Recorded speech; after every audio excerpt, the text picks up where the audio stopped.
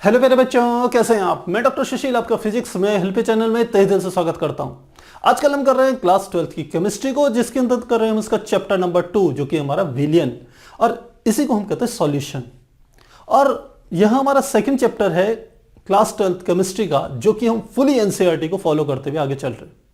पिछली क्लास में हमने समझा था कि कोई यदि हमारे पास कोई द्रव है तो उसमें ठोसों की विलेयता को किस प्रकार से हम समझ सकते हैं। पिछले टॉपिक में, पिछली क्लास में हमने इस बारे में चर्चा की थी। आज से हम एक नया टॉपिक शुरू कर रहे हैं इसी चैप्टर का। वो है हमारा एनसीईआरटी का टॉपिक 2.3.2, जो कि है गैसों की द्रवों में विलेयता, solubility of gases in liquids. अब आपको समझना है कि अभी तक हमने जब आपको बताया था कि विलियन अलग अलग प्रकार के होते हैं, और विलियन यदि बनता है तो विलियन बनाने के लिए हमें दो चीजों की आवश्यकता होती है। एक होता है हमारा विलेय और दूसरा होता है विलायक। तो यहां पर ऐसे विलियन की हम चर्चा कर रहे हैं जिसमें विलायक के रूप में हमारे पास कोई एक द्रव है और विलेय के रूप में क्या है, एक गैस। यानी कि एक हमने कहा विलेय को जब विलायक में मिलाते हैं तो एक विलियन का निर्माण होता है। अब हम कह रहे हैं विलेय क्या है, एक गैस, विलायक क्या है, एक द्रव, और इससे किसका निर्माण हो रहा है, विलियन का निर्माण हो रहा है। अब बात आती है कि गैस किसी द्रव में कितना घुलेगी, और क्या गैसें द्रव में घुलती भी हैं या नहीं घुलती। तो हम कहते हैं कि अलग अलग गैसों का जो द्रवों में जो घुलनशीलता होती है, जो सॉल्युबिलिटी होती है किसकी, गैस की किसी द्रव में, वह अलग अलग गैसों के लिए अलग अलग होती है। यदि यहां पर हम चर्चा करें जल की, यानी कि पानी की यदि बात करें, जल में कहें कौन सी गैस सबसे अधिक घुलनशील होती है, तो जल में अमोनिया जो होती है NH3, ये होती है सबसे अधिक घुलनशील, सबसे अधिक घुलनशील। ये सबसे अधिक घुलनशील होती है। और हम कहें कि सबसे कम घुलनशील कौन सी होती है, तो जो सबसे कम घुलनशील होती है वो हमारी होती है जिसे हम कहते हैं हीलियम, He। यह है सबसे कम घुलनशील, सबसे कम घुलनशील। इसके अलावा हम कह सकते हैं कि HCl भी जल में आसानी से घुल जाती है, उसके अंदर भी यह गुण होता है। तो हमें जल के संदर्भ में दो गैसों का पता चल गया कि अमोनिया जल में आसानी से घुल जाती है, सबसे अधिक घुलनशील है।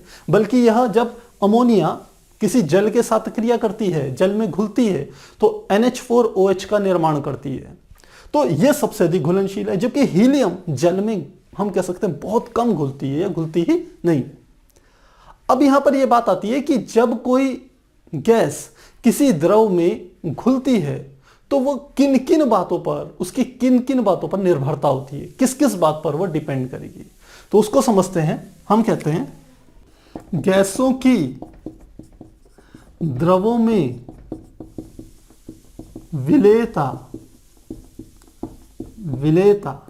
ताप तथा दाब पर निर्भर करती है। ध्यान रखिएगा, ताप तथा दाब पर निर्भर करती है। अब इस बात को समझते हैं हम कि क्या ताप और दाब पर कैसे कोई गैस होती है, वह द्रव में घुलते समय कैसे इन बातों पर डिपेंड करती है।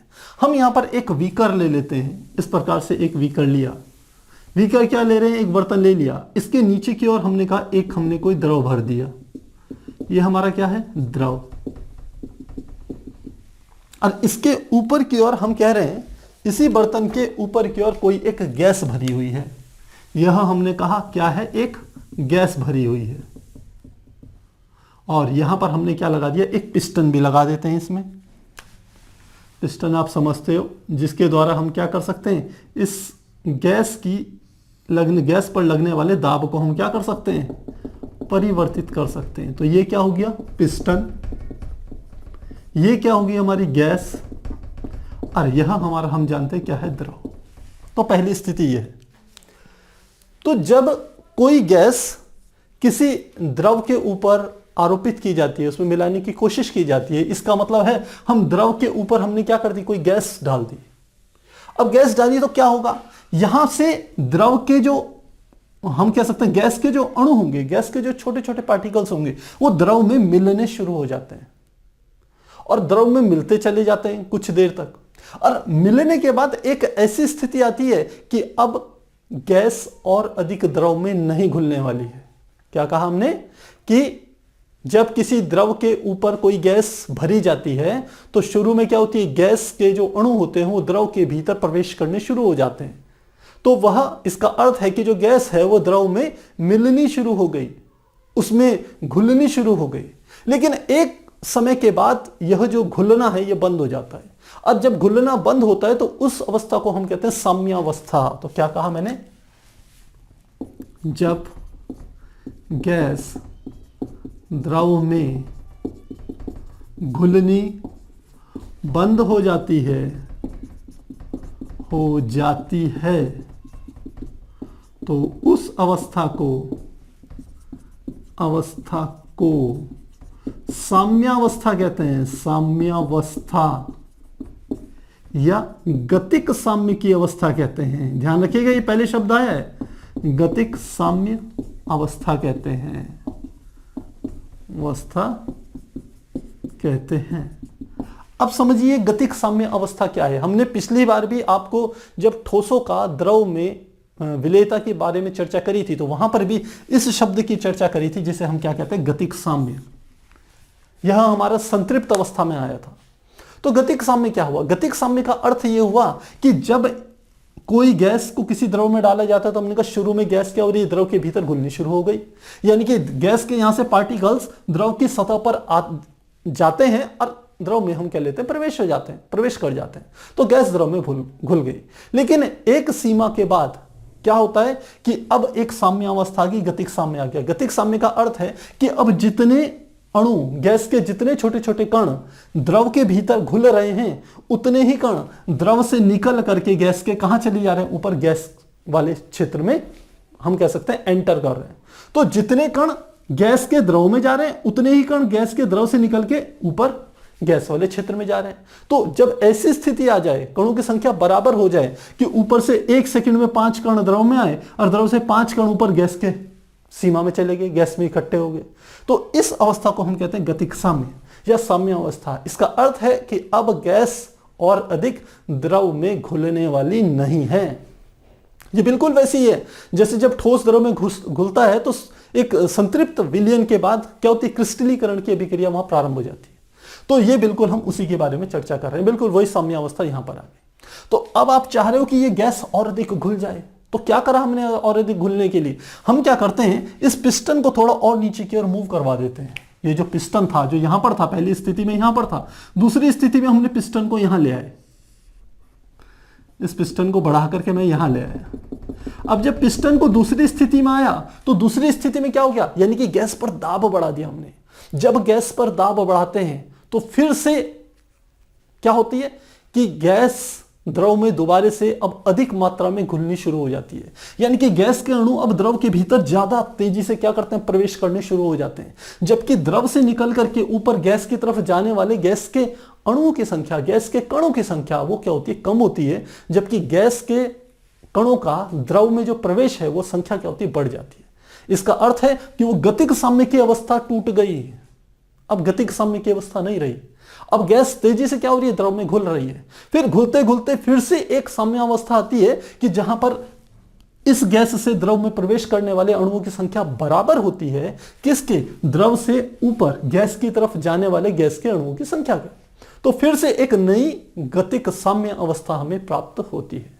तो इन बातों से क्या निष्कर्ष निकला, इन बातों से हमारा यह निष्कर्ष निकला कि दाब बढ़ाने पर गैसों की द्रवों में विलेयता बढ़ जाती है। तो इस पूरी चर्चा से हमें एक बात समझ में आ गई कि यदि आप दाब बढ़ाएंगे तो क्या होगा, द्रवों में गैसों की विलेयता बढ़ेगी। पर जब दाब के बारे में हम चर्चा करते हैं तो उस समय ये पूरा प्रोसेस जब हम लेते हैं तो ये हमारा होता है स्थिर ताप पर। ये किस में होता है, स्थिर ताप पर, स्थिर ताप पर पहली स्थिति में हमने दाब कम रखा, दूसरी स्थिति में दाब बढ़ा दिया, तो देखा द्रव के भीतर जो गैस है उसकी विलेयता बढ़ गई। तो यहां हमें समझ में आ गया। अब यहीं से संबंधित हमारा एक काफी इंपॉर्टेंट फार्मूला दिया था या काफी इंपॉर्टेंट सिद्धांत दिया था, एक साइंटिस्ट थे हेनरी, और उसको हम कहते हैं हेनरी का नियम। तो अब हम समझते हैं कि हेनरी का नियम क्या होता है। हेनरी का नियम, हेनरी ने द्रवों में गैसों की विलेयता के संबंध में एक नियम प्रस्तुत किया था, और उसी नियम को हम क्या कहते हैं, हेनरी का नियम कहता है।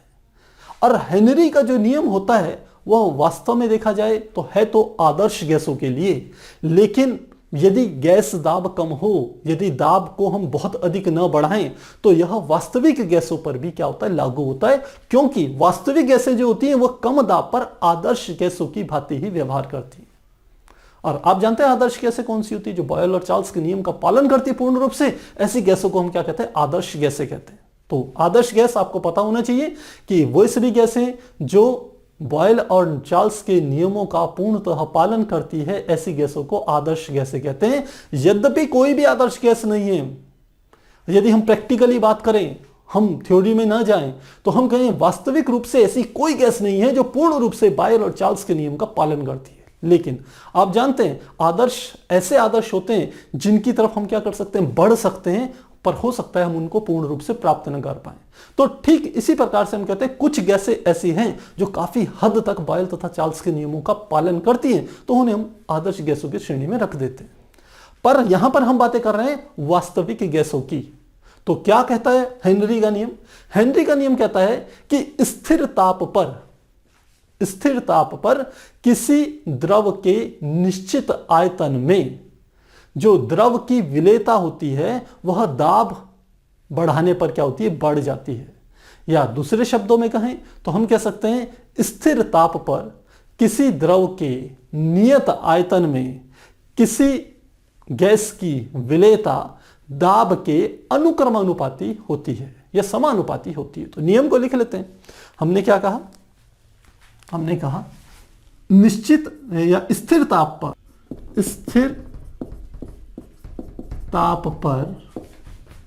किसी द्रव के निश्चित आयतन में स्थिर ताप पर किसी द्रव के निश्चित आयतन में गैस की विलेयता गैस के दाब के समानुपाती होती है। तो मुझे लगता है समझ में आपको आ गई होगी। पहला इंपॉर्टेंट बात क्या है कि आपको क्या करना है, ताप को स्थिर रखना है। ताप पूरी प्रक्रिया के दौरान बदलना नहीं चाहिए। पहले ताप को कांस्टेंट रख दीजिए। अब आप देख रहे हैं कि किसी द्रव का क्या लेना है, निश्चित आयतन लेना है। बिल्कुल वही चीजें चल रही है जो हमने आपको संतृप्त विलीन की परिभाषा में दिया था। वहां पर द्रव का एक निश्चित आयतन होता है, वहां पर भी ताप निश्चित होता है। या हमने विलेयता की जब आपको परिभाषा दी थी तो वहां बिल्कुल यही कंडीशंस थी कि जैसे हमने कहा स्थिर ताप पर तो पहले ताप स्थिर हो, फिर द्रव का क्या होना चाहिए, निश्चित आयतन होना चाहिए। तब स्टेटमेंट यहां से शुरू होता है कि गैस की विलेयता गैस के दाब के समानुपाती होती है। इसका अर्थ है कि गैस का जो दाब होगा, गैस का दाब अनुक्रमानुपाती होगा किसका, गैस की विलेयता के, गैस की द्रव में विलेयता। तो गैस का दाब गैस की द्रव में विलेयता के अनुक्रमानुपाती होगा। इसका अर्थ है जैसे जैसे आप गैस का दाब बढ़ाएंगे वैसे वैसे उस गैस की उस द्रव में विलेयता भी बढ़ती जाएगी। जैसे कि हमने यहां पर देखा था कि शुरू में पिस्टन ऊपर था तो दाब कम था, तो क्या हुआ, इस द्रव में जो गैस घुली उसकी मात्रा कम थी। लेकिन जैसे ही हमने दाब बढ़ाया तो हमने देखा एक नई गतिक साम्य अवस्था प्राप्त हुई। इसका अर्थ है कि उससे पहले काफी सारी जो गैस थी फिर से क्या हो गई, द्रव में प्रवेश कर गई। यानी कि द्रव में गैस की जो घुलनशीलता है, विलेयता है, वो क्या हो गई, बढ़ गई। तो दाब बढ़ाने पर गैसों की द्रवों में विलेयता बढ़ती है। तो इतनी बात हमारे को यहां समझ में आ गई। अब बाद में हेनरी ने कहा कि यदि हम गैस द्रव में गैस का कितना अंश है, क्योंकि जब किसी द्रव में कोई गैस घुलेगी तो क्या होगा, उस द्रव में कुछ मात्रा गैस की हो जाएगी। तो द्रव में गैस की मात्रा को प्रदर्शित करने के लिए इन्होंने एक शब्द का उपयोग किया जिसे हम कहते हैं मोल अंश या मोल प्रभाज। आप जानते हैं मोल प्रभाज क्या होता है? जब हम विलयनों की हमने चर्चा करी थी तो हमने कहा था किसी विलयन में किसी अवयव का जो मोल अंश होगा वह अवयव के मोलों की संख्या बटे किसके बराबर था, विलयन के कुल मोलों की संख्या, जो कि कुल मोलों की संख्या क्या होगी, विलय के मोलों की संख्या प्लस विलायक के मोलों की संख्या। तो ध्यान रखिएगा, यहां पर हमने ये बात पहले आपको बता चुके हैं। हमने क्या कहा, आपको पता होना चाहिए मोल अंश क्या होता है। मोल अंश हमने आपको बताया था कि किसी अवयव का मोल अंश, किसी अवयव का विलयन में मोल अंश किसके बराबर होता है? हमने कहा अवयव के मोलों की संख्या, मोलों की संख्या बटे क्या कर देते हैं, कुल मोलों की संख्या लिख लीजिए, या फिर हम लिख सकते हैं विलेय के मोलों की संख्या, विलेय के मोलों की संख्या प्लस विलायक के मोलों की संख्या, मोलों की संख्या इसके बराबर होता है। तो आपको ये मोल अंश पता होना चाहिए कि मोल अंश होती क्या चीज है। पिछले इसी चैप्टर में हमने डिटेल में इसको समझाया है। यहां पर यदि आपने इससे पहले सीधे ये वीडियोस देख रहे हैं तो मैं आपको सजेस्ट करूंगा कि आप इस चैप्टर के स्टार्टिंग से पढ़ना शुरू कीजिए। तो आप देखिए आपको कहीं पर कोई भी परेशानी नहीं होगी समझने में, और काफी आसानी से आपको समझ में भी आएगा। तो हमें यह पता चल गया मोल अंश क्या होता है। तो अब यदि हेनरी के नियम को यदि हम मोल अंश के रूप में प्रदर्शित करें तो किस प्रकार से कर सकते हैं? हमने कहा कि गैस की द्रव में विलेयता, गैस की जो द्रव में विलेयता है उसको मोल अंश में प्रदर्शित करना है। और मोल को आप जानते हैं, मोल अंश को हम काई से रिप्रेजेंट करते हैं जिसका साइन होता है एक्स, बोला जाता है उसे काई, CHI, लेकिन एक्स की तरह वो होता है। तो यदि इसको हम एक्स से रिप्रेजेंट करें, किससे, एक्स से, और गैस के दाब को मैं P से रिप्रेजेंट करूं तो P अनुक्रमानुपाती किसके होगा, एक्स के होगा। और यदि अनुक्रमानुपाती का निशान हटाएं तो P बराबर हो जाएगा KH इंटू एक्स। ये हमारा क्या आ जाता है, सूत्र आ जाता है, जहां KH क्या होता है, KH हमारा होता है जिसे हम कहते हैं हेनरी नियतांक।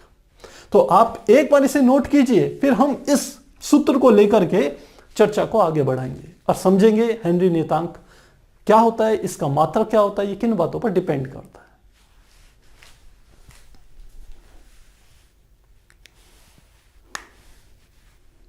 तो प्यारे बच्चों, अभी हमने समझा हेनरी के नियम को, और आपको ध्यान हो हमने लास्ट में फॉर्मूला लिखा था, हमने कहा था P अनुक्रमानुपाती होता था किसके, जिसको हम कहते थे कि गैसों की द्रवों में विलेयता, और बाद में आपको ध्यान हो उसे हमने रिप्रेजेंट किया था किससे, मोल अंश से या मोल प्रभाव से, जिसे हम काई से रिप्रेजेंट करते हैं।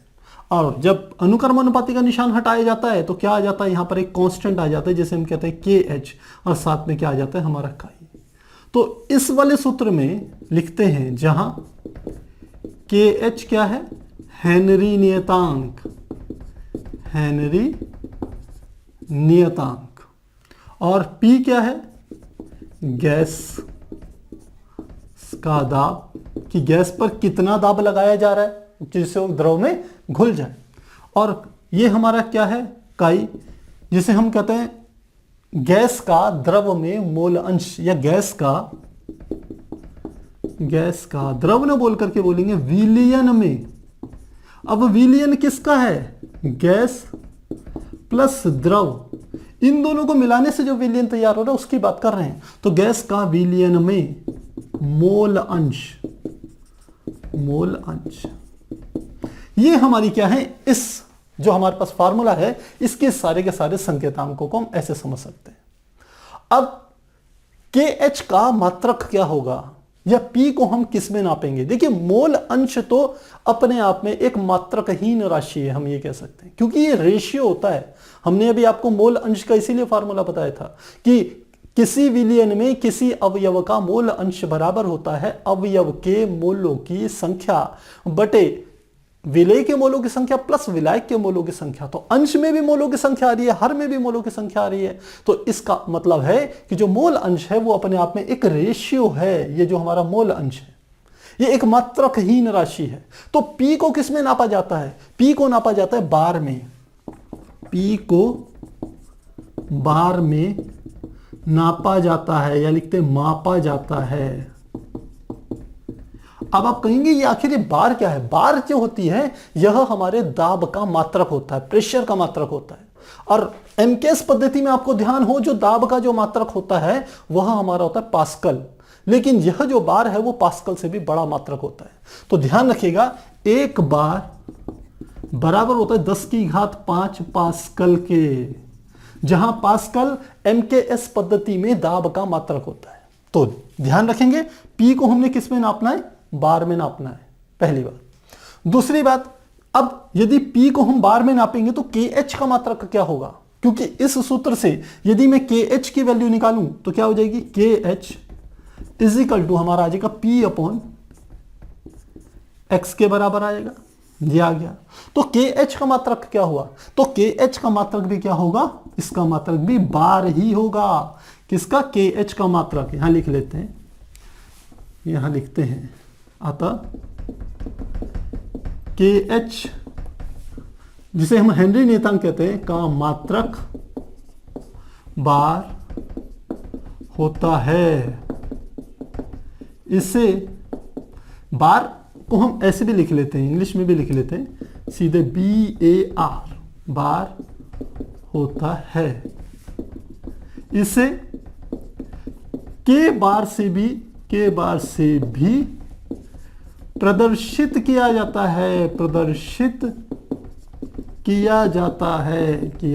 है, क्योंकि एनसीईआरटी में जो के का जो मात्रक मैक्सिमम जगहों पे लिखा है वो के बार लिखा है। अब के बार का क्या अर्थ हुआ? के मतलब किलो, तो यानी कि प्रदर्शित किया जाता है जहां के बार बराबर होगा 10�3 बार के बराबर, यानी कि के मतलब किलो बार। ये के का अर्थ क्या हो गया? 10�3 यानी कि किलो बार के बराबर आ गया। तो ये हमारा किसका मात्रक है? KH का मात्रक है। तो अब हमें हेनरी नियतांक की जानकारी हो गई कि हेनरी नियतांक क्या है, हेनरी नियतांक का मात्रक क्या है। अब यहां से थोड़ा हम और हेनरी नियतांक को समझते हैं। हेनरी नियतांक ताप तथा दाब से प्रभावित होता है। यह नियतांक तो है, लेकिन अलग अलग गैसों के लिए जो हेनरी नियतांक का मान होता है नियत ताप पर वह अलग अलग होता है। तो क्या कहा मैंने? आपको इन बातों को ध्यान रखना है कि स्थिर ताप पर विभिन्न गैसों के लिए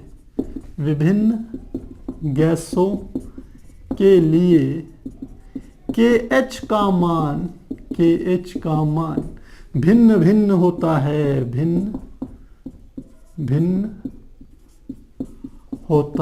है। यानी कि यदि ताप नियत है, मैंने कहा 25 डिग्री सेंटीग्रेड रख लो, तो हीलियम के लिए गैस के बार KH का मान जो कांस्टेंट है हेनरी नियतांक वो अलग होगा, और यदि हम कहें ऑक्सीजन तो उसके लिए KH का मान अलग होगा। तो पहली तो आपको यह बात समझ में आनी चाहिए। दूसरी बात, हम कहें एक ही गैस के लिए, अब एक ही गैस ले रहे हैं, अलग अलग गैसें नहीं ले रहे हैं, एक ही गैस के लिए अलग अलग तापों पर हेनरी नियतांक यानी कि KH का मान भिन्न भिन्न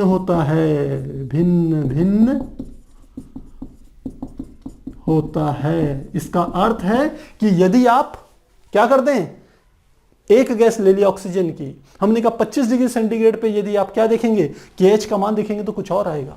यदि 30 डिग्री सेंटीग्रेड कर देंगे ताप को तो KH का मान कुछ और आएगा। तो गैस एक ही है, लेकिन ताप बदलेंगे तो इस नियतांक का मान भी परिवर्तित हो जाएगा। तो अगर इतनी बात हमें समझ में आ रही है तो अब हम एक चीज और समझें कि यदि हम ताप को बदल दें तो जो द्रव है उसमें गैस की जो विलेयता है वो बढ़ेगी या घटेगी, इसको और समझते हैं। तो इसके लिए आपको एक बात और समझनी होगी कि ताप बढ़ाने पर, तीसरा पॉइंट क्या है, ताप बढ़ाने पर KH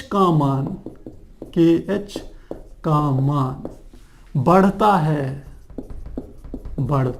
है। यदि कोई एक ही गैस ले तो एक ही गैस के लिए ताप बढ़ाने पर KH यानी कि हेनरी न्यूटन का मान बढ़ जाएगा। बच्चों ये जो मैं पॉइंट लिखा रहा हूं इसको ध्यान से नोट कीजिएगा। आप चाहे बोर्ड एग्जाम की तैयारी कर रहे हो, चाहे आप नीट की, जेई की, IIT की तैयारी कर रहे हो, ये एक एक लाइन को ध्यान से रखिएगा क्योंकि यही आपके एग्जाम में वो MCQ में पूछ ली जाती है। तो फिर वहां आप चकराएंगे यदि आपने इन पॉइंटों को छोड़ दिया। तो हमने कहा ताप बढ़ाने पर KH का मान बढ़ता है। अब ताप बढ़ाने पर KH का मान बढ़ेगा तो ताप बढ़ाने पर गैसों की द्रवों में विलेयता पर क्या प्रभाव पड़ेगा, इसे समझते हैं। हमने कहा क्योंकि यहां पर हमने फार्मूला निकाला था KH बराबर होता है P/X, तो हम लिखते हैं चूंकि KH, P तो क्या है, दाब है। अब हम दाब जब ताप को परिवर्तित कर रहे हैं तो दाब नियत रख दिया हमने, इस बात को समझिए। देखिए दोनों चर है ना, एक चर हमारे पास क्या है, ताप, एक है दाब। हमने पहले अध्ययन किया यदि दाब बढ़ाते हैं तो गैसों की द्रवों में विलेयता बढ़ती है और दाब घटाएंगे तो गैसों की द्रवों में विलेयता घटेगी। तो एक चर की तो हमें जानकारी हो गई। अब दूसरा चर हम ले रहे हैं कि ताप बढ़ाने या घटाने पर गैसों की द्रव में विलेयता बढ़ेगी या घटेगी, इस दूसरे चर को समझ रहे हैं। तो इसके लिए पहला चर जो हमारा दाब था उसे नियत रख रहे हैं, तो दाब अब नियत हो गया। दाब को नियत रख करके हम कहते हैं ताप बढ़ाएंगे तो KH का मान क्या हो रहा है, बढ़ रहा है। तो गैसों की विलेयता को अब समझते हैं कि ताप बढ़ाने पर क्या होगा उसमें। तो हमने कहा KH जो है, यहां से देखें KH बराबर है P/X, यानी कि KH अनुक्रमानुपाती होगा 1/x के, यानी KH अनुक्रमानुपाती 1/x के, या आप कह सकते हो KH और X में व्युत्क्रमानुपाती का संबंध है। अब X क्या है, X है मोल अंश है द्रव में या विलयन में गैस का मोल अंश। यदि मोल अंश घटेगा तो द्रवों में गैस की विलेयता घटेगी, और यदि इस मोल अंश का मान बढ़ेगा तो गैसों की द्रवों में गैसों की विलेयता बढ़ेगी। तो इन दोनों में कैसा संबंध है, व्युत्क्रमानुपाती का, यानी कि KH का मान बढ़ेगा तो KX का मान घटेगा। यही होता है व्युत्क्रमानुपाती का संबंध कि एक का मान बढ़े तो दूसरे का घटे, और इसका मान बढ़ाऊंगा, X का मान बढ़ाऊंगा तो KH का मान घटेगा। तो अब इस सूत्र में ये नियम अप्लाई करते हैं। हमने कहा ताप बढ़ाने पर KH बढ़ रहा है तो KH बढ़ेगा तो X क्या होगा, घटेगा। तो इसका अर्थ क्या हो गया, अतः ताप लिखते हैं गैसों का, या सीधे लिख लेते हैं, अतः ताप बढ़ाने पर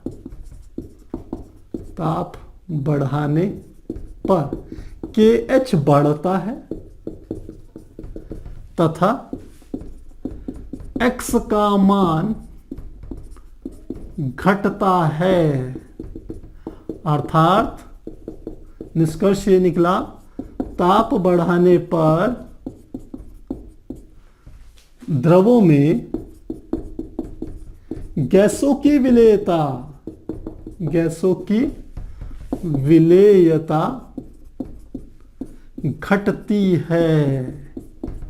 घटती है।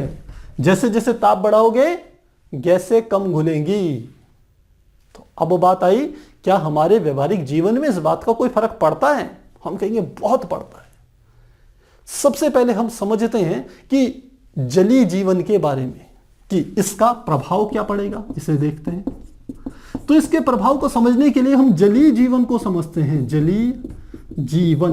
जलीय जीवन का क्या अर्थ हुआ कि वे सभी प्राणी जो जल में रहते हैं, जैसे मछलियां होगी या समुद्र में रहने वाले जीव होंगे, नदियों में रहने वाले जीव होंगे, जिसमें मुख्य रूप से मछलियां आ गई और मछलियों की पूरी वैरायटीज है। तो जो जल में रहने वाले जितने जीव हैं उन पर इस घटना का बहुत प्रभाव पड़ता है। कैसे पड़ता है? क्योंकि आप जानते हो कोई भी जीव हो उसको जीवित रहने के लिए ऑक्सीजन की आवश्यकता होती है, और जल में जो भी जलीय जीव जंतु रहते हैं, जलीय जीवन मतलब जल में रहने वाले सजीव, जैसे मछलियां होती हैं। तो हमने कहा कि जब हम कहते हैं कि जीव जंतु जल के भीतर रहते हैं, तो कोई भी सजीव हो उसको जीवित रहने के लिए किसकी आवश्यकता होगी? ऑक्सीजन की आवश्यकता होगी। यदि मछलियों की बात करें, हम कहें कि केकड़े हो गए या फिर कुछ और प्रकार की जो वैरायटीज हैं जो जल में रहती हैं, उन सबको श्वसन के लिए ऑक्सीजन चाहिए ही। और वो ऑक्सीजन कहां से लेते हैं? वो जल में घुली हुई ऑक्सीजन का ही क्या करते हैं? प्रयोग करते हैं। क्या कहा मैंने? कि जलीय जीव जंतु जल में घुली हुई ऑक्सीजन का ही प्रयोग करते हैं श्वसन के लिए। इस बात को लिखते हैं, जलीय जीव श्वसन के लिए जल में घुली ऑक्सीजन का प्रयोग करते हैं। तो अब हम कह रहे हैं, हम यहां पर इसकी चर्चा क्यों कर रहे हैं? हम चर्चा इसलिए कर रहे हैं क्योंकि ऑक्सीजन क्या है? एक गैस है। द्रव और जल क्या है? एक द्रव है। तो द्रव में यानी कि जल में यदि ऑक्सीजन के हम देख रहे हैं कितनी मात्रा है, तो सीधा सीधा इसका अर्थ है कि द्रव में गैस कितनी अधिक घुली हुई है। अभी हमने यह नियम निकाला कि ताप बढ़ाने पर द्रवों में गैसों की विलेयता घटती है। इसका अर्थ है कि जैसे जैसे आप जल का ताप बढ़ेगा, वैसे वैसे उसके भीतर घुली हुई ऑक्सीजन की मात्रा कम होगी। और यदि ऑक्सीजन की मात्रा कम होगी तो जलीय जीव जंतु जो कि जल में घुली हुई ऑक्सीजन को खींच करके श्वसन कार्य करते हैं, उनको क्या होगी? परेशानी होगी। इसलिए जितने भी जलीय जीव जंतु होते हैं, वह गर्म पानी की अपेक्षा ठंडे पानी में रहना उनके लिए ज्यादा अनुकूल होता है, ज्यादा आरामदायक होता है। यहां यह निष्कर्ष निकला। तो क्या कहा हमने? जलीय जीवों के लिए ठंडे जल में रहना अधिक अनुकूल होता है। अनुकूल होता है या अधिक आरामदायक होता है। तो मुझे लग रहा है इतनी बात आपको समझ में आ गई होगी। इन चीजों को आप अच्छे से समझिए तो आपको आगे के टॉपिक्स इनको फिर रटने की आपको आवश्यकता नहीं पड़ेगी। एक एक चीज को कनेक्ट करते हुए समझते हुए चलिए। यदि आपको यह नियम पता है, हेनरी का नियम पता है, तो ये सारी चर्चा हेनरी के नियम को ही हम जो हमारे पास फार्मूला है उसी को एक्सपेंड करके, उसी को हम कह सकते हैं खोल खोल करके समझा के हमें यह सब बातों के निष्कर्ष हमें मिल जाते हैं। तो आप इसे नोट कीजिए, फिर हम आगे कंटिन्यू करेंगे।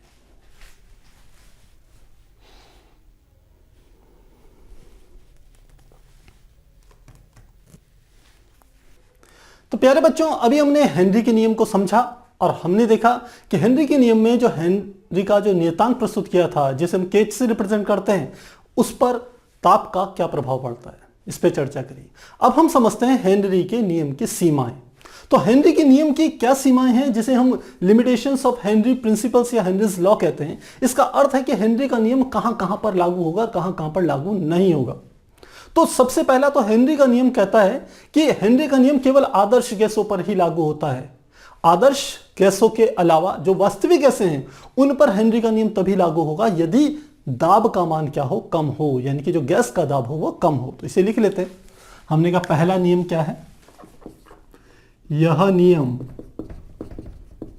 केवल आदर्श गैसों पर ही, आदर्श गैसों पर ही लागू होता है, लागू होता है।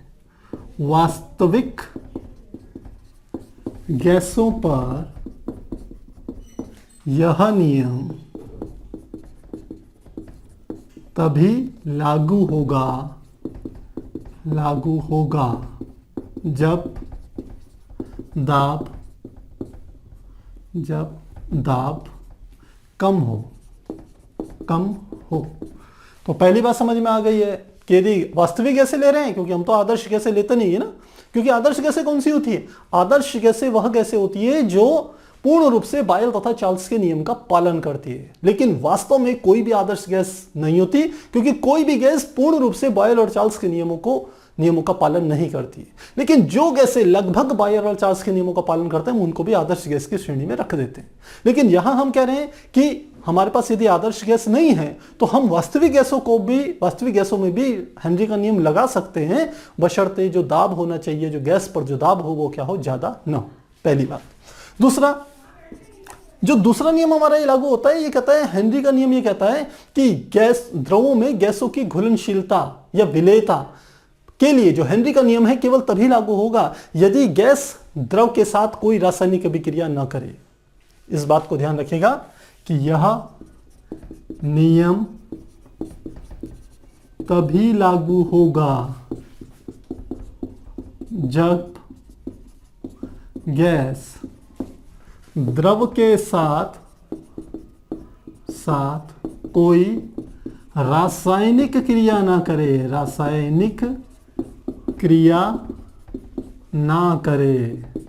करे।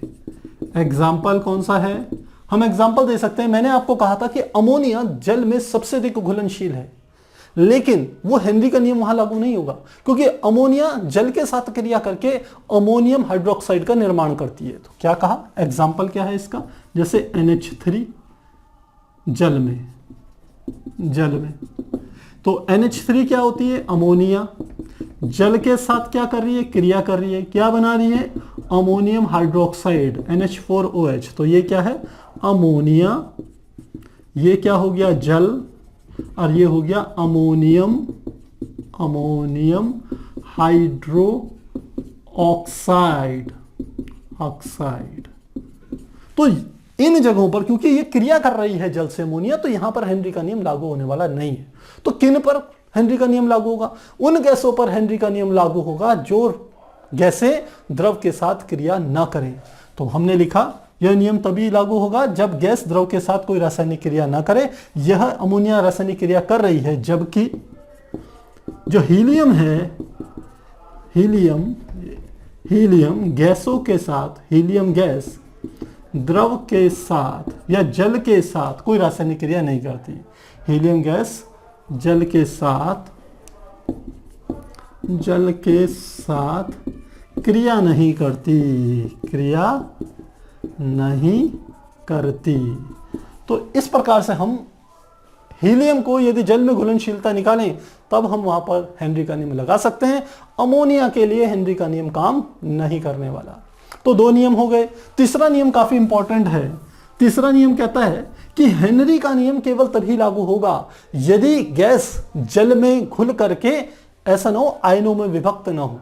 यदि वो आयनों में विभक्त हो गई, यानी कि धन आयन अलग ऋण आयन अलग गैस का, तो वहां पर क्या होगा? हेनरी का नियम लागू नहीं होगा। तो क्या लिखा मैंने कहा कि हेनरी का नियम केवल उन्हीं गैसों के लिए लागू होगा जो द्रव में घुलकर क्या ना करे? हमने कहा आयनों का निर्माण न करे। द्रव में घुलकर आयनों का निर्माण न करे। आयन कौन से? जैसे धन आयन होता है, ऋण आयन होता है, इस प्रकार से आयन का निर्माण न करे, तभी हेनरी का नियम लागू होगा। तो ये हमारी जो मुख्य हेनरी की लिमिटेशंस हैं, सीमाएं हैं, वो इस प्रकार से। अब आगे समझते हैं। हेनरी के नियम की हमने सीमाएं भी समझ ली, हेनरी का नियम भी समझ लिया। क्या हेनरी के नियम के कुछ अनुप्रयोग हैं, व्यवहारिक जीवन में इसका उपयोग है? तो हम कहते हैं बिल्कुल है। तो अब हम उसको समझते हैं। तो अगला टॉपिक हमारा आता है हेनरी के नियम के अनुप्रयोग। तो क्या है हेनरी के नियम के अनुप्रयोग? इसे समझते हैं। हेनरी का नियम ये का पहला अनुप्रयोग हमारी जो इंडस्ट्री है, उद्योगों में है, वो इस प्रकार से है। जैसे आपने शीतल पेय पिए होंगे, कोल्ड ड्रिंक्स पी होगी, तो कोल्ड ड्रिंक्स आप देखते हो कि जैसे ही आपने ढक्कन खोला तुरंत उससे झाग सी, वाष्प सी, या हम कह सकते हैं गैस सी निकलती है। तो वो क्या होती है, वो होती है उष्ण शीतल पेय में घुली हुई गैस। और सामान्यतः जो गैस घुली जाती है वो होती है मेरी कार्बन डाइऑक्साइड। तो हम क्या करते हैं कि द्रव में गैसों का दाब बढ़ा करके, गैसों में यदि दाब बढ़ाएं तो वो द्रव में क्या हो जाती है, घुल जाती है। तो जब कोल्ड ड्रिंक्स की पैकिंग की जाती है तो उस समय क्या किया जाता है, बोतल में गैस भर के दाब बढ़ा दिया जाता है, जिसके कारण जो गैस होती है वो द्रव में घुल जाती है। और जब हम खोलते हैं तो हम देखते हैं उसमें से क्या निकल रही है, गैस बाहर निकल रही है। तभी आपने देखा होगा जब भी कोल्ड ड्रिंक आप पिए, Thums Up, Coca Cola, soda water, यदि ये सब पीते हैं तो आपको डकारें आती हैं। बिल्कुल, क्यों आएगी, क्योंकि जैसे ही आप उन्हें पीते हैं तो पीने के बाद हमारे शरीर में जब वो गई तो क्या हो गया, वहां पर गैस के ऊपर जो अतिरिक्त दाब लगा करके उसको भरा हुआ था बोतल के भीतर, पैक्ड सील्ड बोतल में, उतना अधिक दाब हमारे शरीर में या वातावरण में नहीं होता, जिसके कारण द्रव से जो गैस होती है वो अलग हो जाती है, अलग होने का प्रयास करती है। और वही गैस जब निकलती है तो पीने के बाद हमको क्या आती है, डकार आती है। तो ये क्या है, इसका तरीका है। तो इसमें लिख लेते हैं पहला हम इसका नियम, अनुप्रयोग में शीतल पेय, जैसे हम लिख लेते हैं example soda water, soda water में अधिक दाब लगाकर, अधिक दाब लगाकर CO2 को कह सकते हैं पेय में मिश्रित किया जाता है, मिश्रित किया जाता है। तो पहला तो यह है, जितनी भी कोल्ड ड्रिंक्स देखो सब में आपको यही बात दिखेगी। तो पहला हमारा ये हो गया। दूसरा क्या इसका अनुप्रयोग है, इसका दूसरा अनुप्रयोग है, कभी आपने गोताखोरी के बारे में सुना हो कि गोताखोर वे लोग होते हैं जो समुद्र के नीचे, काफी नीचे गहराई तक जाते हैं, ऑक्सीजन सिलेंडर उनके पीछे लगा हुआ होता है और वो बहुत गहराई तक जाते हैं और वहां से फिर क्या करते हैं, जानकारी इकट्ठी करके ऊपर की ओर आते हैं। तो वहां पर भी इसके कारण, इस समस्या के कारण कि जैसे जैसे हम कहते हैं कि दाब बढ़ाते हैं वैसे गैसों की द्रव में घुलनशीलता बढ़ती है, वहां पर भी यही समस्या उत्पन्न हो जाती है। इसके कारण क्या समस्या उत्पन्न होती है, इसको समझते हैं। पहले हम समझते हैं हमारे वातावरण में कौन कौन सी गैसें हैं। तो हमारा जो वातावरण है, वातावरण में जो मुख्य रूप से गैसें हैं, 78% क्या है, नाइट्रोजन, और 21% यानी कि 21% क्या है, ऑक्सीजन, और जो 1% है, हम क्या लिख लें, 1% जो है वो है अन्य गैसें, अन्य गैसें, हीलियम होगी, क्लोरीन होगी, जितनी भी दूसरी गैसें हैं वो केवल 1% से भी कम में होती है। तो वातावरण में सामान्यतः ये गैसें होती है। अब कोई जब गोताखोर अंदर जाता है, समुद्र में गहराई पर जाता है, तो उसके पीछे जो ऑक्सीजन सिलेंडर होता है उसमें यही वातावरण की गैसें क्या कर दी जाती है, भर दी जाती है। अब उसको भर दिया, वो चले गया नीचे की ओर। तो अब क्या हो रहा है, हमने जो गोताखोर होता है उसे नाक में क्या लगाया रहता है, ऑक्सीजन मास्क लगाया हुआ रहता है, और वो सांस लेता रहता है। सांस लेता है तो क्या होती है, ऑक्सीजन धीरे धीरे उसके शरीर के अंदर जाती है। ऑक्सीजन ये क्या, ये तीनों के तीनों, ये सारी गैसें जाती हैं। तो अब ये गैसें उसके शरीर में जाती है, तो हम जानते हैं हमारे ब्लड में यह गैसें क्या करेंगी, घुलेंगी। ऑक्सीजन भी घुलती है, और केवल ऑक्सीजन ही नहीं घुलेगी, नाइट्रोजन भी घुलेगी। तो क्योंकि वो काफी नीचे चले गया, समुद्र के नीचे, और समुद्र के ज्यादा नीचे जाने पर समुद्र के ऊपर का जो जल होता है वो दाब अधिक डालता है। अधिक दाब डालने के कारण यह जो गैसें होती हैं वह रुधिर में यानी कि ब्लड में हमारे ज्यादा अधिक मात्रा में घुल जाती हैं।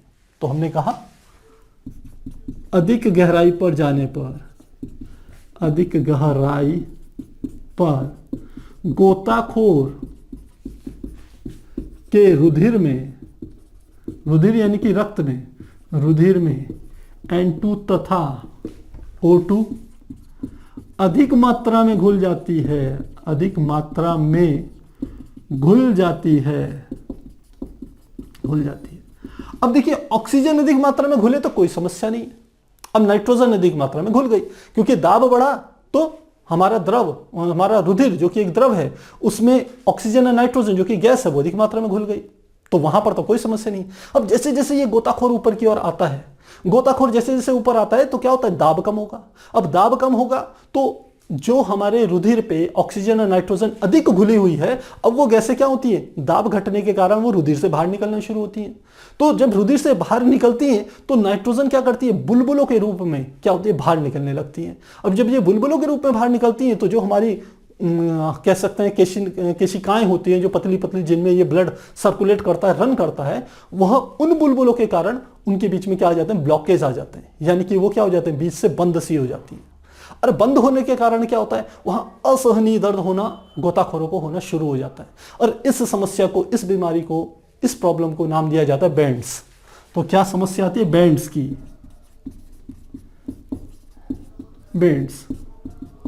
बैंड्स की समस्या उत्पन्न हो जाती है, जिसके कारण उनके शरीर में बहुत अधिक दर्द होना शुरू हो जाता है।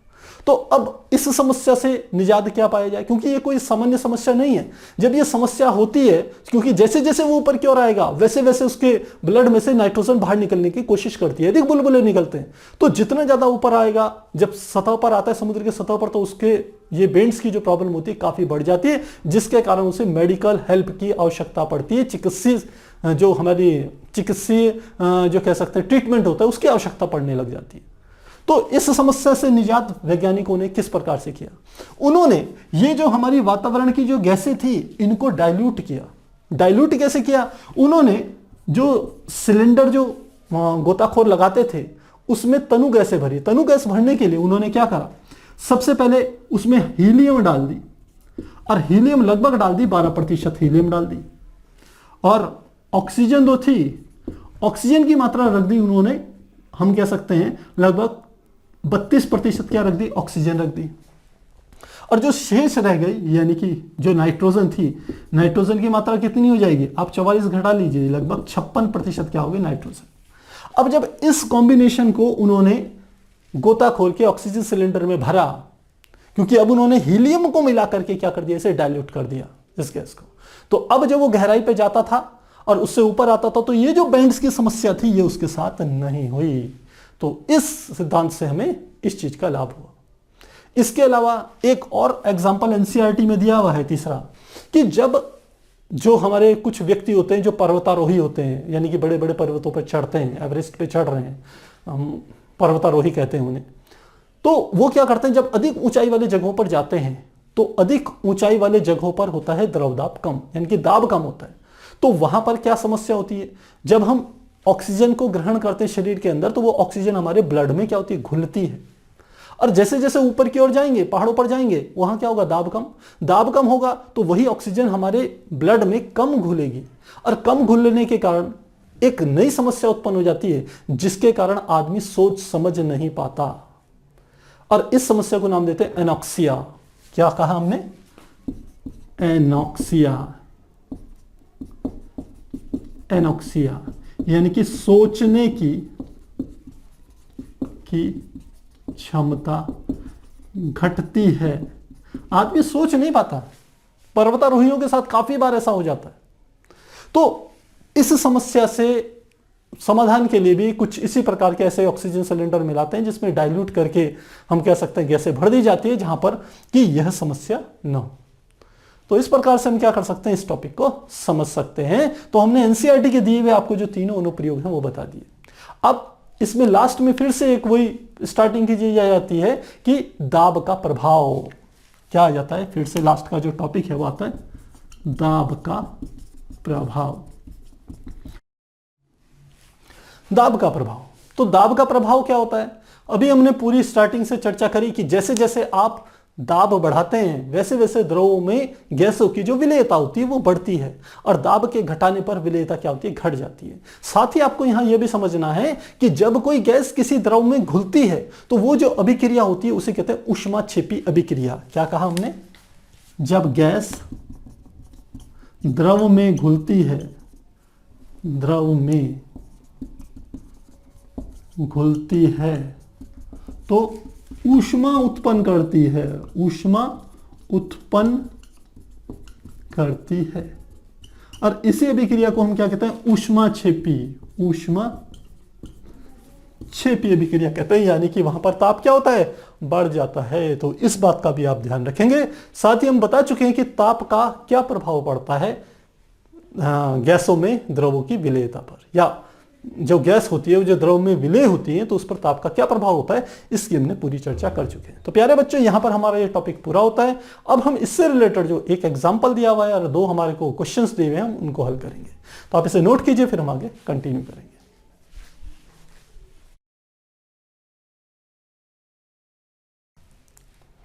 इस टॉपिक से रिलेटेड जो हमें एक एग्जाम्पल दिया है एनसीईआरटी ने, वो इस प्रकार से है। यह हमारा एग्जाम्पल 2.4 हमारा है उदाहरण 2.4। क्या है उदाहरण? इसके अनुसार यदि N2 गैस को 293 केल्विन पर जल में से प्रवाहित किया जाता है, तो 1 लीटर जल में कितने मिलीमोल N2 गैस विलय होगी। तो क्या पूछा है हमने, 1 लीटर जल में N2 की मात्रा मिलीमोल में मात्रा ज्ञात करनी है नाइट्रोजन की। 1 लीटर जल में N2 की मिलीमोल में कितनी मात्रा होगी, यह ज्ञात करनी है। क्या दिया है हमें, N2 का आंशिक दाब 0.987 बार तथा 293 केल्विन पर N2 के लिए KH का मान 76.48 किलो बार है। तो दोनों मान लिख लेते हैं। आंशिक दाब यानी कि P की वैल्यू हमें दे दी, P = हमें दे दिया 0.987 बार, 0.987 बार, और साथ ही KH की वैल्यू भी हमें दे दी इसी टेम्परेचर पर, वो है 76.48 किलो बार, 76.48 किलो बार। तो सबसे पहले हमें क्या करना है, इसमें N2 की मात्रा निकालनी है। ध्यान दीजिए, N2 की मात्रा आप कैसे निकाल सकते हैं मोलों में।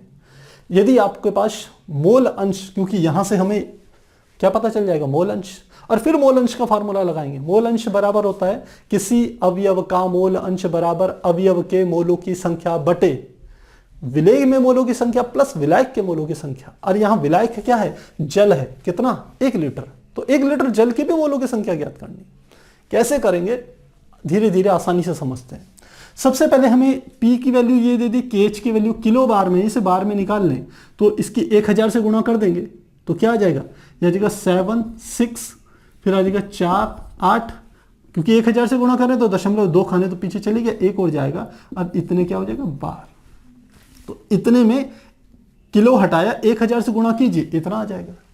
अब सीधे फार्मूला हम लगा देते हैं, चूंकि हम जानते हैं जो P बराबर होता है वो होता है KH × X के। हमें X यानी कि मोल अंश निकालना है, तो X बराबर क्या हो जाएगा, P बटे KH के। तो P की वैल्यू कितनी रखनी है हमने, ये रखनी है 0. अब इसको हम पास्कल में परिवर्तित कर रहे हैं। क्यों कर रहे हैं पास्कल, क्योंकि पास्कल कैसी यूनिट है, हमारी एमकेएस पद्धति का मात्रक है। तो यह हमारा हो जाएगा 0.987 गुणा 10 की घात, क्योंकि एक बार में 10 की घात 5 पास्कल होते हैं, तो इसमें आ जाएगा 10 की घात 5 और ये हो जाएगा पास्कल, इसके बराबर।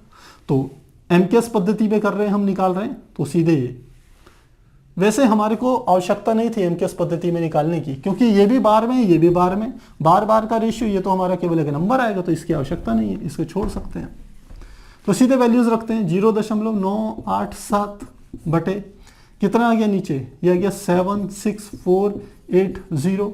जब इनको डिवाइड करेंगे तो हमारी जो वैल्यू निकल के आएगी, x की वैल्यू 1.29 गुणा 10 की घात -5 के बराबर आ जाएगी। ये हमारा क्या निकल गया, मोल अंश। क्या निकला है, मोल अंश किसका, N2 का मोल अंश। अब हमारे पास पुराना फार्मूला लगेगा। हम जानते हैं यदि हमें N2 का मोल अंश का जो सूत्र होगा वह बराबर होगा N2 के मोलों की संख्या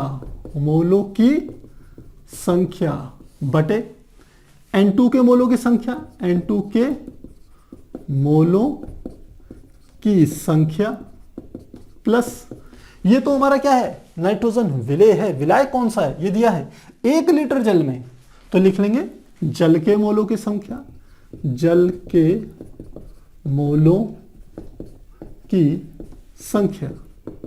इस फार्मूले का हमको क्या करना है, इस्तेमाल करना है।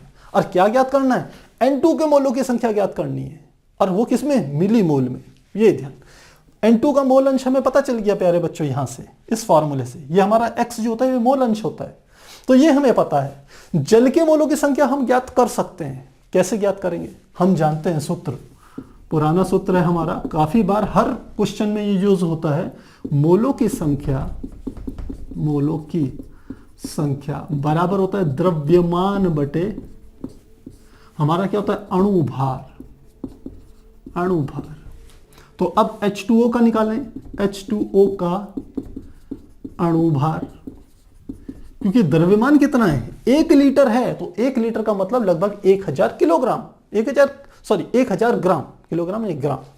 तो H2O का अणुभार क्या आ जाएगा, हमारा अणुभार पहले निकालते हैं। तो अणुभार निकालने का हमने आपको तरीका बता रखा है। हाइड्रोजन का परमाणु भार कितना होता है, 1, और ऑक्सीजन का परमाणु भार कितना होता है, 2। तो H2O में हाइड्रोजन के 2 हैं, तो 2 गुणा 1, और ऑक्सीजन का 1 परमाणु है, तो ऑक्सीजन के, ये गड़बड़ लिख दिया हमने, हाइड्रोजन का परमाणु भार 1 और ऑक्सीजन का होता है 16। यहां हाइड्रोजन के कितने, 2, तो 2 गुणा हाइड्रोजन का परमाणु भार 1 और ऑक्सीजन का 1 है, तो प्लस ऑक्सीजन का परमाणु भार 16। तो कितना आ जाएगा, 2 एकम 2 और 16 कितना हो गया, 18। तो साथ में हम लिखते हैं कि जल की मात्रा या द्रव्यमान ही लिख लेते हैं, जल का द्रव्यमान बराबर 1 लीटर यानी कि बराबर 1000 ग्राम। तो अब इस मोलों की संख्या को ज्ञात करेंगे। तो लिखते हैं H2O के मोलों की संख्या बराबर द्रव्यमान कितना हो गया, 1000 ग्राम H2O का, बटे अणुभार कितना हो गया, 18। डिवाइड करेंगे तो ये फिक्स वैल्यू आती है 55.55 के बराबर आता है। आप डिवाइड करके देखिएगा, हर प्रश्न में इसकी जरूरत पड़ती है, तो आपको याद भी होनी चाहिए। तो ये निकाल दिया। अब इसका मान इस सूत्र में रखना है। देखिए, अब हमें N2 का मोल अंश भी पता है। कितना है N2 का मोल अंश, 1.29 मल्टीप्लाई 10 टू द पावर 5। तो इसकी जगह लिखा 1.29 मल्टीप्लाई 10 टू द पावर -5 बराबर N2 के मोलों की संख्या, मान लेते हैं मैं इसे N2 ऐसे लिख रहा हूं, बटे नीचे भी क्या आ जाएगा, N2 के मोलों की संख्या प्लस जल के मोलों की संख्या कितनी निकली, 55.5। तो इतना आ गया। अब हम जब इसे सॉल्व करेंगे तो प्यारे बच्चों, हर में 55.5 में N2 के मोलों की संख्या को जोड़ना है। लेकिन 55.5 मोलों की तुलना में हम देखेंगे जो नाइट्रोजन के मोलों की जो संख्या है वो बहुत कम होती है। और जब एक बड़ी राशि में एक छोटी राशि को जोड़ते हैं तो उससे उस बड़ी राशि पे कोई फर्क नहीं पड़ता। तो ये N2 का मान हर में इस 55.5 की तुलना में बहुत कम है, इसलिए इसके सापेक्ष इसकी उपेक्षा कर देंगे, इसे छोड़ देंगे। तो इसका अर्थ है यहां हम लिख लेंगे NN2 बटे 55.5। तो हमारे पास सीधे आ गया 1.29 multiply 10 to the power -5 is equal to NN2 बटे 55.5। तो यहां से निकल गया NN2 बराबर इस 55.5 की यहां गुणा हो जाएगी, तो क्या आ जाएगा 55.5 गुणा 1.29 गुणा 10 की घात -5। जब इसकी मल्टीप्लाई करेंगे तो हमारा जो आंसर निकल के आएगा वो आ जाएगा 7.16 और साथ में आ जाएगा गुणा 10 की घात -4। ये किसकी संख्या आ गई, हमारे पास मोलों की संख्या आ गई, नाइट्रोजन के मोलों की संख्या 7.16 गुणा 10 की घात -4। लेकिन प्रश्न में क्या कहा है इसने, मिलीमोल। मिलीमोल का मतलब होता है 10 की घात -3 मोल के पदों में, इस पदों में व्यक्त करना है। तो इसको इसी पदों में व्यक्त करते हैं, लिखते हैं 7.16 गुणा 10 की घात -1 गुणा 10 की घात -3 मोल। तो 10 की घात -3 मोल तो हमारे आ गए, ये तो मिलीमोल हो गया। अब 10 की घात -1 को जब इसमें अप्लाई करेंगे तो ये हमारा आ जाएगा 0, क्योंकि माइनस घात को इसमें लाएंगे तो दशमलव आगे खिसक जाएगा, तो 0.716 और 10 की घात -3 मोल को क्या लिख लेंगे, मिली मोल। और इस प्रकार से हम इसका क्या निकाल लेंगे, आंसर निकाल लेंगे। तो प्यारे बच्चों ध्यान रखना, यह जो सूत्र है ये वाला और यह जो सूत्र है ये वाला, ये हर प्रश्न में आपके आएगा। आप जितनी जल्दी इन सूत्रों से हम कह लें कंफर्टेबल हो जाएं, उतना आपके लिए न्यूमेरिकल्स को करना आसान रहेगा। तो आप नोट कीजिए, फिर हम आगे अगला प्रश्न करेंगे।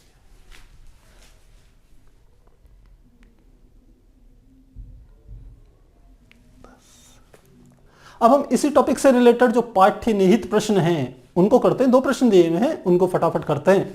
तो हमारा पहला प्रश्न है प्रश्न संख्या 2.6। इसके अनुसार सड़े हुए अंडों जैसी गंध वाली विषैली गैस H2S यानी कि हाइड्रोजन सल्फाइड गुणात्मक विश्लेषण में उपयोग की जाती है। H2S गैस की जल में STP पर विलेयता, ध्यान रखें किस पे कह रहा है ये, STP पर विलेयता की बात कर रहा है। STP पर विलेयता 0.195 m है, विलेयता दे दी 0.195 और साथ में हमें दे दिया m विलेयता है।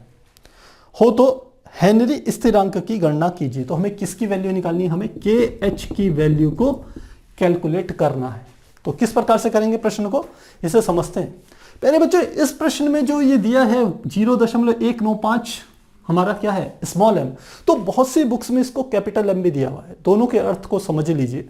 यदि स्मॉल m है तो ये स्मॉल m प्रदर्शित करता है मोललता को, मोललता, और यदि इसी की जगह कैपिटल M होता तो ये प्रदर्शित करता मोलरता को। हालांकि इस प्रश्न में स्मॉल m और कैपिटल M का कोई फर्क नहीं पड़ने वाला, लेकिन आपको पता होना चाहिए क्या होता है। मोललता का अर्थ होता है कि यदि विलायक की मात्रा 1 किलोग्राम हो तो उसमें जो मोलों की संख्या होती है वही क्या कहलाती है, मोललता कहलाएगी। और मोलरता का अर्थ होता है यदि विलयन की मात्रा 1 लीटर हो तो उसमें जो विलय के मोलों की जो संख्या होती है वह उसकी मोलरता कहलाती है। तो यहां पर हमारे को जो दिया हुआ है वो दिया हुआ है एक, यदि आप स्मॉल m लेते हैं तो इसका अर्थ है कि जो जल की जो मात्रा है वो है 1 किलोग्राम, और यदि आप कैपिटल M लेते हैं तो इसका अर्थ है कि विलियन की जो मात्रा है वो 1 लीटर। अब क्योंकि ये जल में क्या घुली हुई है, H2S घुली हुई है, तो H2S की मात्रा आप जानते हैं बहुत कम ही होगी, तो 1 किलोग्राम 1 लीटर 1 किलोग्राम के बराबर ही होगा। यानी कि हम यदि स्मॉल m ले लें तो हम क्या लिख सकते हैं, हम लिख सकते हैं 1 किलोग्राम जल जो कि विलायक है, विलायक में H2S के मोलों की संख्या, मोलों की संख्या जिसे हम NH2S ऐसे लिख सकते हैं, NH2S, वह हमको कितनी दे दी 0.195, इतने मोल हैं।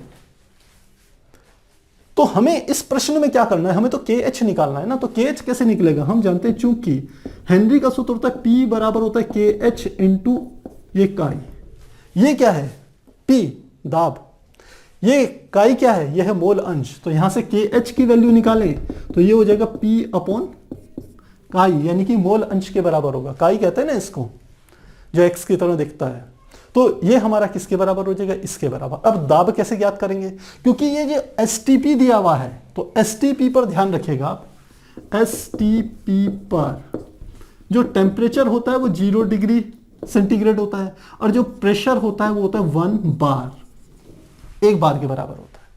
तो यहां से हमें प्रेशर तो पता है, हमें इस काई की वैल्यू मोल अंश ज्ञात करना है। अब मोल अंश कैसे ज्ञात करेंगे, मोल अंश का हमारे पास सूत्र होता है, चूंकि हमें H2S का मोल अंश निकालना है तो लिखेंगे मोल अंश यानी कि काई H2S बराबर H2S के मोलों की संख्या यानी कि NH2S बटे नीचे क्या आ जाएगा NH2S प्लस क्या आ जाएगा N। अब विलायक कौन सा है, क्योंकि जल है तो जल के मोलों की संख्या क्या आ जाएगी H2। अब H2S के मोलों की संख्या तो हमें पता है, अब हमें जल के मोलों की संख्या निकालनी है, और जल की मात्रा कितनी है, हमें जल की मात्रा दे दी 1 किलोग्राम, 1 किलोग्राम यानी कि 1000 ग्राम। तो लिखेंगे चूंकि 1 किलोग्राम बराबर होगा 1000 ग्राम जल, तो इसके हमें क्या करनी है, मोलों की संख्या ज्ञात करनी है। सूत्र हमारा फिर से पुराना वाला लग जाएगा, क्या होता है सूत्र, मोलों की संख्या, मोलों की संख्या बराबर किसके हो जाएगा, हमारा मोलों की संख्या हमारी जो होती है वो होता है हमारा द्रव्यमान बटे अणुभार, द्रव्यमान बटे अणुभार। तो यहीं पर हम यदि H2O का अणुभार निकाल लें, H2O का अणुभार, तो कैसे निकालेंगे, अभी पिछले प्रश्न में भी निकाला था। हाइड्रोजन के 2 परमाणु है तो 2, और हाइड्रोजन के 1 परमाणु का द्रव्यमान कितना होता है 1, तो 2 गुणा 1 प्लस ऑक्सीजन का 1 परमाणु है और ऑक्सीजन के परमाणु का भार जो होता है 16, तो 2 एकम 2 और 16 कितना हो गया 18। तो H2O का अणुभार कितना हो गया 18, और द्रव्यमान कितना है, हमने कहा 1000 ग्राम है, तो यहीं पे इसकी वैल्यू निकाल लेते हैं। द्रव्यमान हो गया 1000 बटे ये कितना हो गया 18। तो हमने पिछली बार भी बताई थी ये वैल्यू आपकी 55.55 या 55.5 के बराबर आएगी। ये किसके मोलों की संख्या है, ये ध्यान रखिएगा, ये हमारे H2O के मोलों की संख्या है। क्योंकि हम यहाँ H2O की बात कर रहे हैं तो H2O के मोलों की संख्या, ये तो जनरल फार्मूला है, मोलों की संख्या बराबर द्रव्यमान बटे अणुभार। तो ये हमारी मोलों की संख्या निकल गई। अब यह जो मान है मोलों की संख्या, वह किस वाले फार्मूले में रखेंगे, इस वाले फार्मूले में रखेंगे। तो हमें XH2S का मान निकल जाएगा, इसका मान यहां पर रखेंगे, ये हमारा H2S है। तो हमारे पास क्या आ जाएगा, KH की वैल्यू आ जाएगी। तो पहले इसकी वैल्यू निकालते हैं, तो क्या आ जाएगा, XH2S बराबर NH2S, यानी कि H2S के मोलों की संख्या 0.195 बटे NH2S फिर से ये आ जाएगा 0.195 प्लस NH2O, और NH2O का मान कितना है 55.55, ये क्या है NH2O का मान है, तो 55.55। तो जब हम इसे सॉल्व करेंगे तो हमारा जो मान निकल के आएगा 0.0035 के बराबर आएगा, और यह हमारा क्या है, मोल अंश। तो मोल अंश का कोई मात्रक नहीं होता, ये तो मोलों की संख्या का अनुपात है। तो ये हमारा क्या निकल गया, मोल अंश। अब ये XH2S का मान यहां रखना है फार्मूले में, तो क्या लिखेंगे KH यानी कि हेनरी नेतांक बराबर T, दाब का मान कितना हो गया 1 बार, तो 1 बार बटे H2S, XH2S का मान कितना हो गया 0.0035। जब आप इसे सॉल्व करेंगे तो ये जो वैल्यू निकल के आएगी 285.7 बार के बराबर आएगी, क्योंकि इसका जो मात्रक होगा वह दाब की मात्रक के बराबर होगा। KH का मात्रक दाब के मात्रक के बराबर होता है, क्योंकि H2S का कोई मात्रक नहीं है, ये एक मोलों की संख्या का अनुपात है। तो इस प्रकार से हम क्या कर सकते हैं, KH की वैल्यू को, हेनरी नेतांक को ज्ञात कर सकते हैं। फिर से यहां पर ये दो फार्मूले आएंगे, एक ये वाला फार्मूला और ये मोलों की संख्या का फार्मूला, ये आपको बार बार आएगा। तो एक बार यदि आपने कर लिया तो आगे के लिए आराम है। तो आप नोट कीजिए, फिर हम आगे कंटिन्यू करेंगे।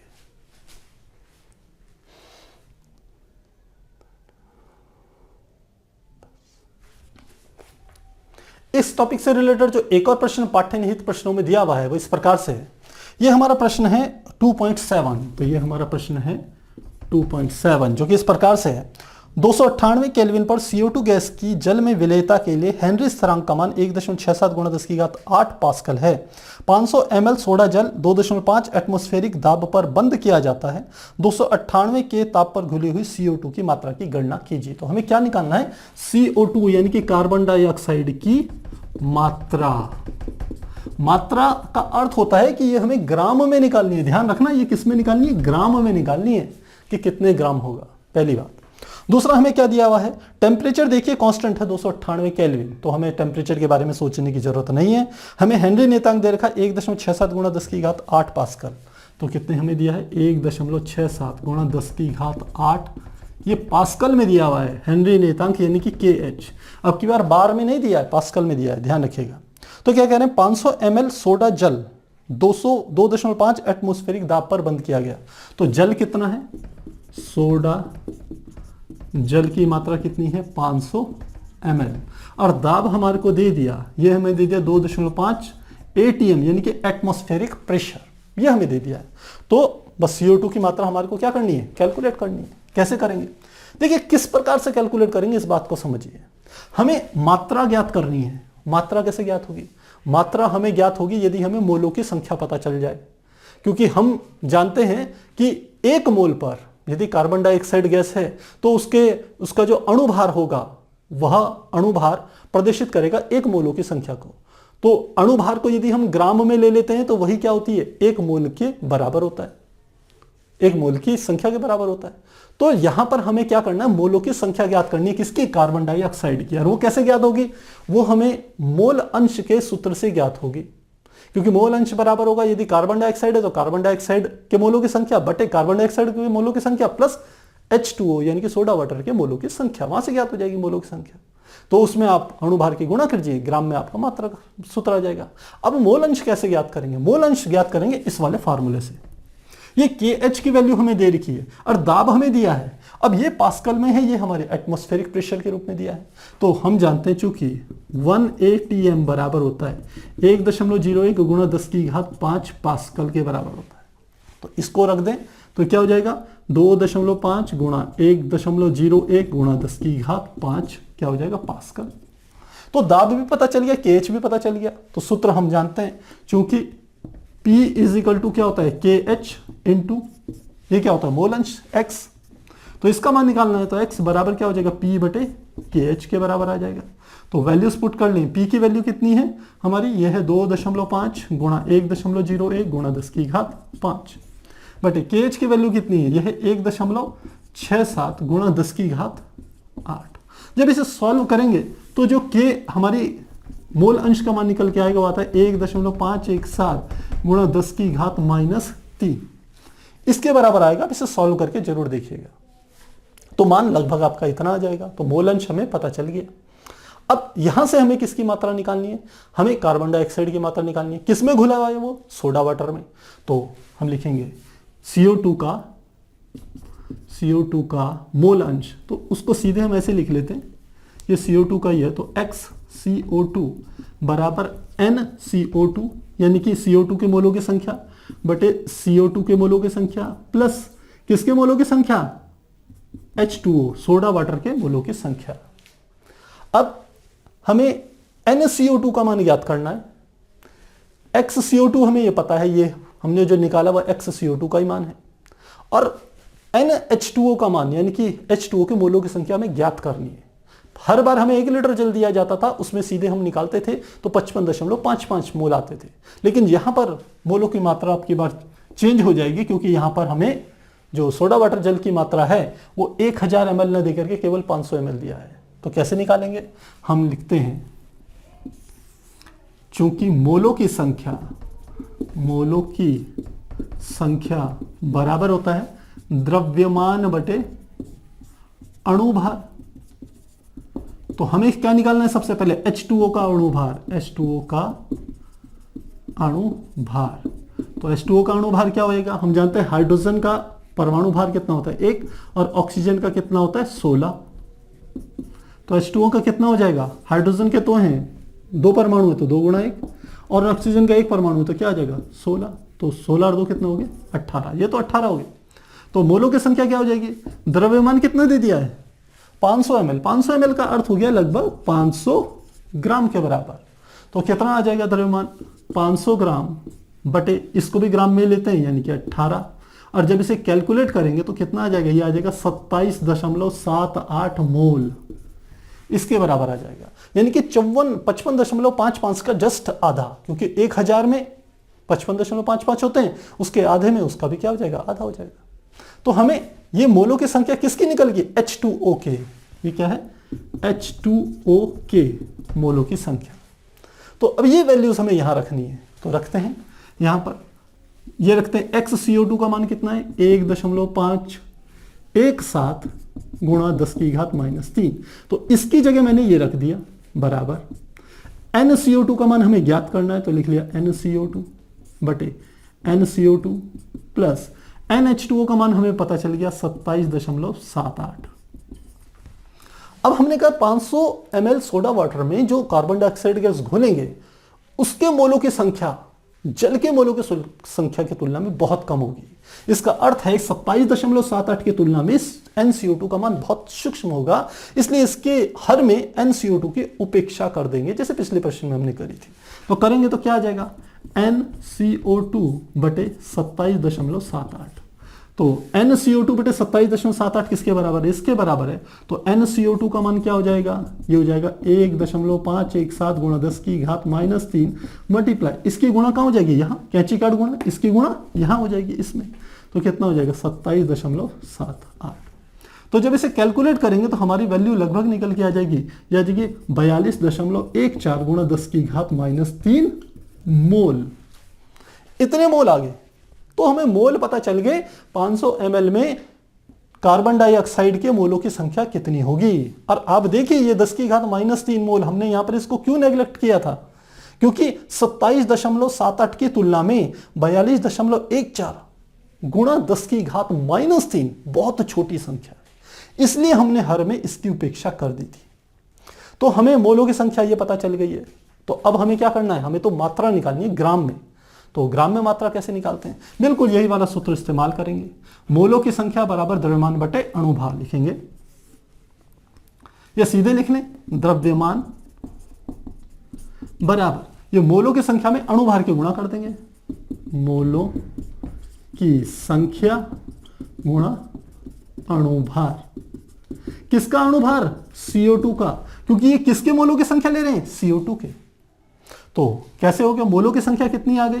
ये आ गया 42.14 गुणा 10 की घात -3 गुणा CO2 का अणुभार, यहां निकाल रहा हूं मैं अलग से, CO2 का अणुभार। तो क्या हो जाएगा?